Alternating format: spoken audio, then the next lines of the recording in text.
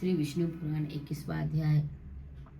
उग्रसेना का राजअभिषेक तथा भगवान का विद्या ध्यान। श्री परशुराम जी बोले, अपने अति अद्भुत कर्मों को देखने से वासुदेव और देवकी को विज्ञान उत्पन्न हुआ। देखकर भगवान ने यदुवंशियों को मोहित करने के लिए अपने वैष्णवी माया का विस्तार किया और बोले, हे मात, हे पिताजी बलराम जी और मैं बहुत दिनों से कंस के भय से छिपे हुए आपके दर्शन के लिए उत्कंठित थे।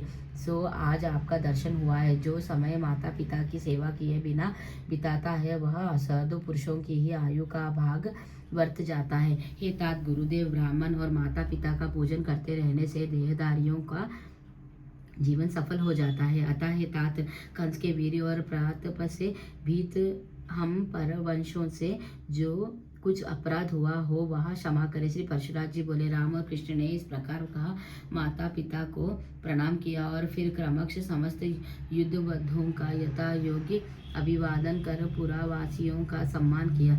उस समय कंस की पत्नियां और माताएं पृथ्वी पर पड़े हुए मृतक कंसों को घेर कर दुख शोक से पूर्ण हो विलाप करने लगी। तब कृष्णचंद्र ने भी अत्यंत पश्चाताप से विह्वल हो स्वयं आंखों में से आंसू भरकर उन्हें अनेक प्रकार से ढाढ़स बधाए।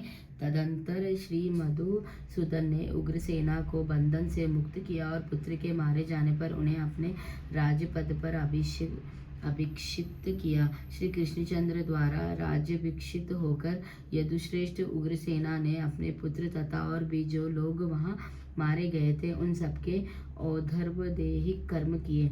औधर्वदेहिक कर्मों से निर्वृत्त होने पर सिंहासन रूढ़ उग्रसेना से श्रीहरि बोले, हे विभु, हमारे योग्य जो सेवा हो उसके लिए हमें निशंक होकर आज्ञा दीजिए। ययाति का शाप होने से यद्यपि हमारा वंश राज्य का अधिकारी नहीं है, तथापि इस समय मुझ दास के रहते हुए राजाओं को तो क्या आप देवताओं को भी आज्ञा दे सकते हैं। श्री परशुराम जी बोले, उग्रसेना से इस प्रकार कहा, धर्म स्थापना आदि कार्य सिद्धि के लिए मनुष्य रूप धारण करने वाले भगवान कृष्ण ने वायु का स्मरण किया और वह उसी समय वहां उपस्थित हो गया।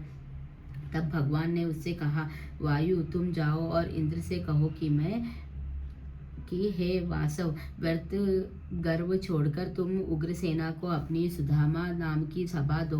कृष्णचंद्र की आज्ञा है कि यह सुदामा सभा नामक सर्वात्मा रत्न राजा के ही योग्य है। इसमें यादवों का विराजमान होना उपयुक्त है। श्री परशुराम जी बोले, भगवान की ऐसी आज्ञा होने पर वायु ने यह सारा समाचार इंद्र से जाकर कह दिया और इंद्र ने भी तुरंत ही अपनी सुदामा नाम की सभा वायु को दे दी। वायु द्वारा लाई हुई उस सर्वरत्न संपन्न दिव्य सभा का संपूर्ण भोग वे यदुश्रेष्ठ श्री कृष्णचंद्र की भुजाओं के आश्रित रहकर करने लगे। तदंतर समस्त विज्ञानों को जानते हुए और सर्वज्ञान संपन्न होते हुए भी वीरवर कृष्ण और बलराम गुरु शिष्य संबंधों को प्रकाशित करने के लिए उपनयन संसार के अनंतर विद्योपजन लिए काशी में उत्पन्न हुए। अवर्थित पुरावासी संदीप मुनि के यहाँ गए। वीर संकर्षण और जनार्दन संदीपनिक शिष्यत्व स्वीकार कर वेद भय परायण हो यथायोग्य गुरु सुशोधि में प्रवृत्त रहे संपूर्ण लोगों को यथोचित शिष्टाचार प्रदर्शित करने लगे। हे द्विज, यह बड़े आश्चर्य की बात हुई कि उन्होंने केवल 64 दिन में रहस्य अस्त्र, मंत्रोपनिषद और संग्रह अस्त्र प्रयोग के सहित संपूर्ण धनुर्वेद सीख लिया। सनाधिपनि ने जब उनके इस असंभव और अति मनुष्य कर्म को देखा तो यही समझा कि साक्षात सूर्य और चंद्रमा ही मेरे घर आ गए हैं। उन दोनों ने अंग सहित चारों वेद, संपूर्ण शास्त्र और सब प्रकार की अस्त्र विद्या एक बार सुनते ही प्राप्त कर ली और फिर गुरुजी कहा, कहिए आपको क्या गुरु दक्षिणा दे। महामति संदीपनि ने उनके अतीन्द्रिय कर्म देखकर प्रभास क्षेत्रों के खारे समुद्र में डूबकर मरे हुए अपने पुत्रों को मांगा। तदंतर जब वे शास्त्र ग्रहण कर समुद्र के पास पहुंचे तो समुद्र अधर्य लेकर उनके सम्मुख उपस्थित हुआ और कहा, मैंने संदीपनिक पुत्र हरण नहीं किया। हे दैत्यदमन, मेरे जल में ही पंचजन नामक एक दैत्य शंकर रूप से रहता है, उसी ने उस बालक को पकड़ लिया था।